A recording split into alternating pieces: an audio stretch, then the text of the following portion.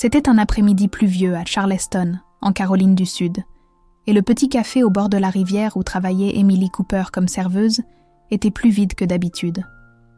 L'odeur du café fraîchement moulu, mêlée aux douces notes de jazz en fond sonore, apportait habituellement du réconfort aux clients, mais aujourd'hui, il semblait même que le ciel pleurait pour une raison inconnue.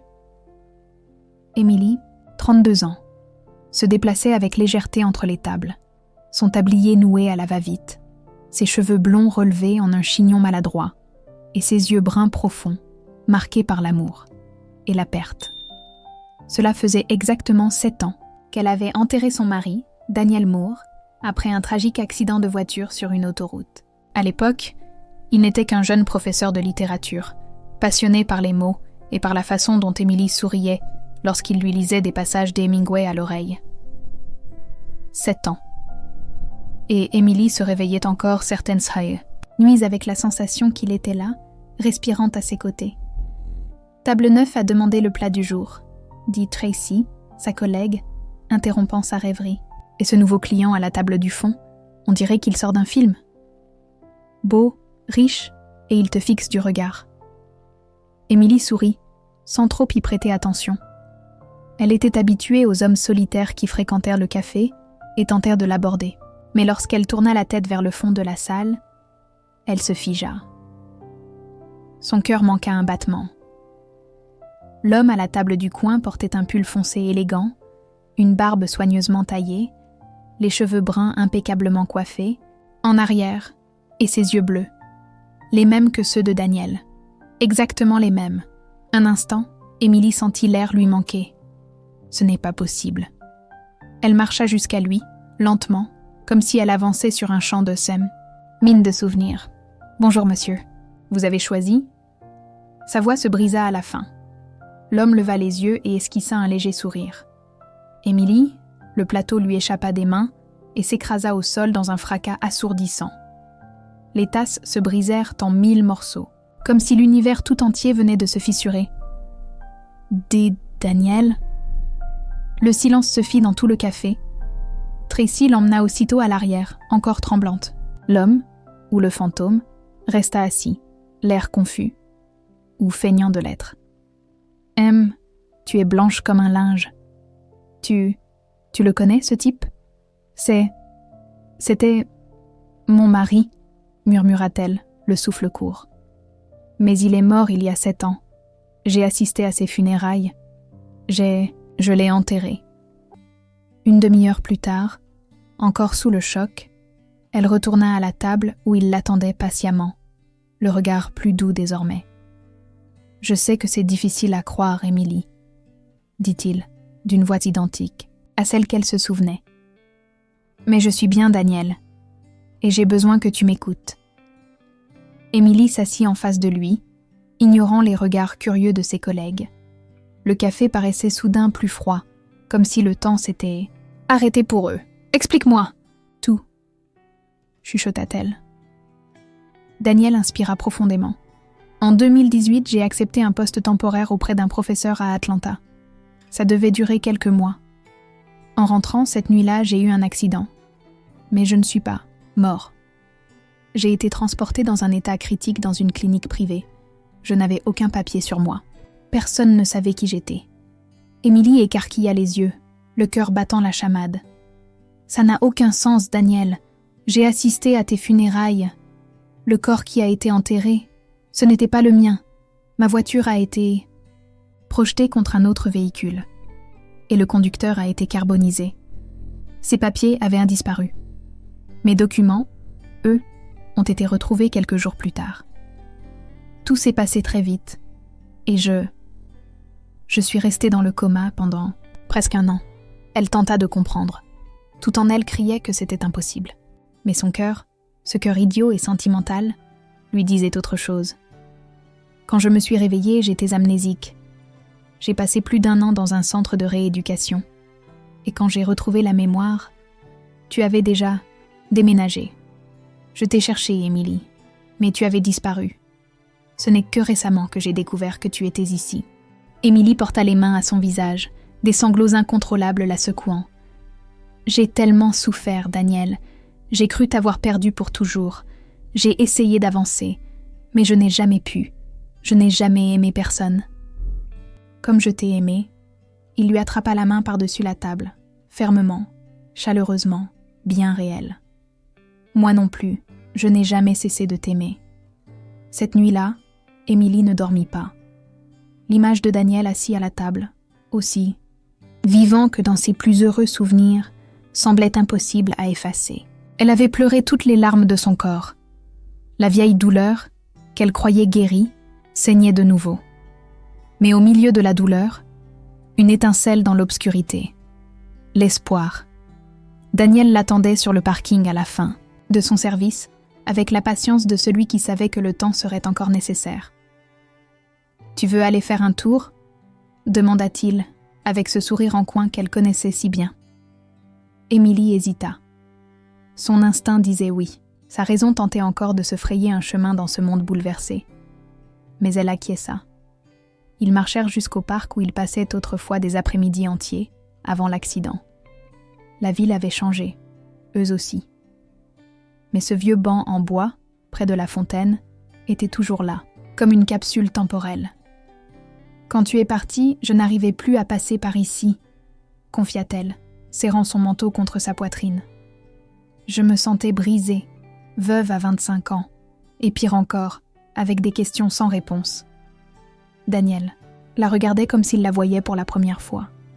Quand je me suis vue dans le miroir, 1 an plus tard, sans mémoire, plein de cicatrices, je ne reconnaissais plus rien, mais chaque nuit, je rêvais de toi, même sans me souvenir de ton nom, ta voix, ton visage, c'était les seules choses réelles en moi. Émilie déglutit. Et maintenant, tout est revenu. Je me souviens de tout. Le jour où on s'est rencontrés à la librairie, la demande en mariage sous la pluie, les pancakes du dimanche, toi qui chantais faux sous la douche. Je me souviens de toute notre vie, M. Elle sourit, les larmes aux yeux. Et qu'est-ce que ça signifie pour nous ? Daniel sortit une petite boîte de la poche de sa veste. À l'intérieur, il y avait la même alliance qu'elle avait rendue à sa famille lors des funérailles, des années plus tôt. Ça signifie que, si tu veux, on peut recommencer. Émilie regarda l'alliance, puis lui. Le monde semblait figé. Il n'y avait plus que cet instant. « Je le veux », dit-elle. « Mais j'ai besoin de temps. » Les jours qui suivirent furent un mélange d'euphorie et de confusion. La ville commença à parler.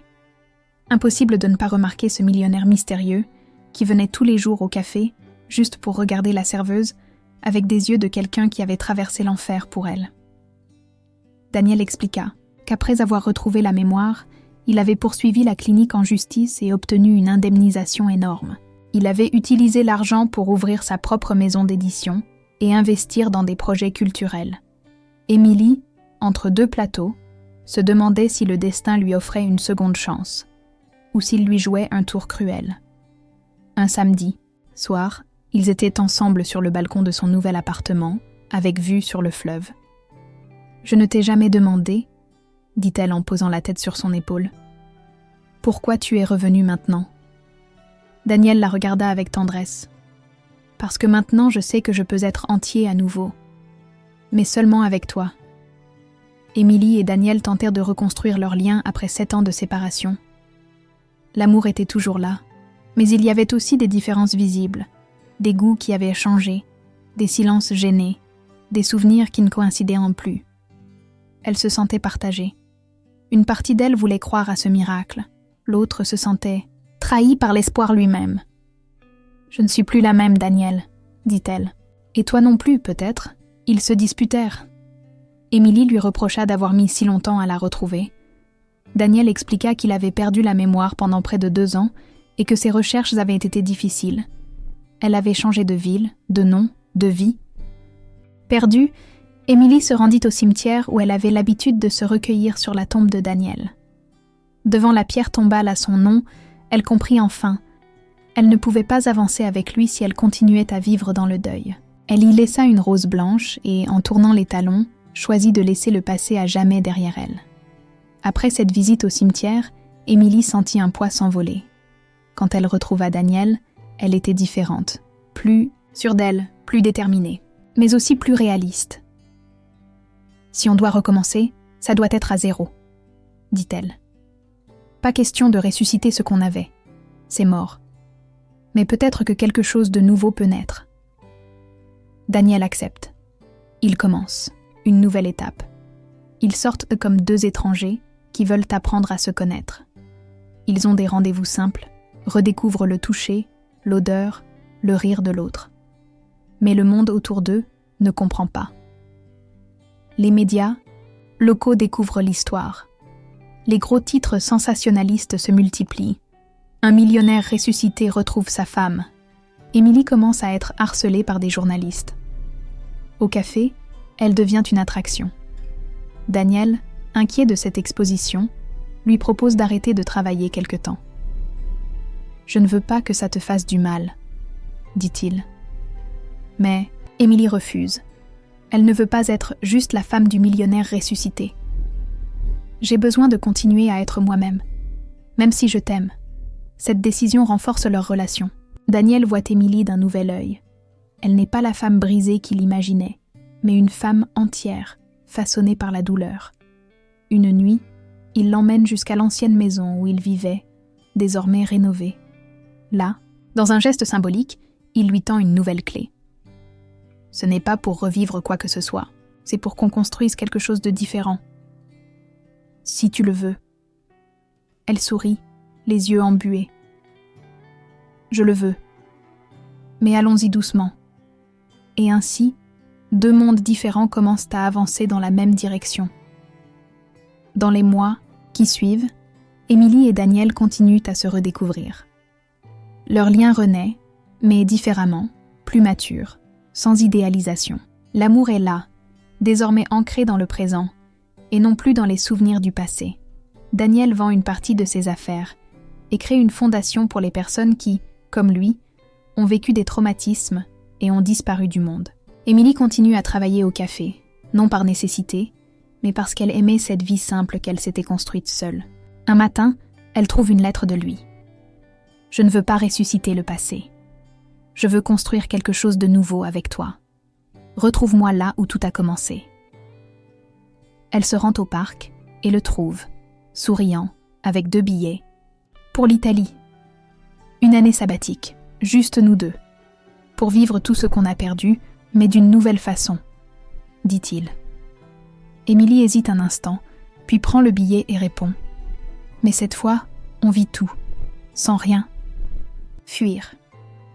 1 an plus tard, en Toscane, Daniel prépare le café pendant qu'Émilie écrit. Ils vivent une routine tranquille, loin des projecteurs, redécouvrant l'amour dans les petites choses. « Tu écris sur nous ?» demande-t-il. « Peut-être », répond-elle en souriant. Et à cet instant, elle comprend. Elle ne vit pas un miracle. Elle vit la vie, pour de vrai, avec celui qu'elle a choisi à nouveau.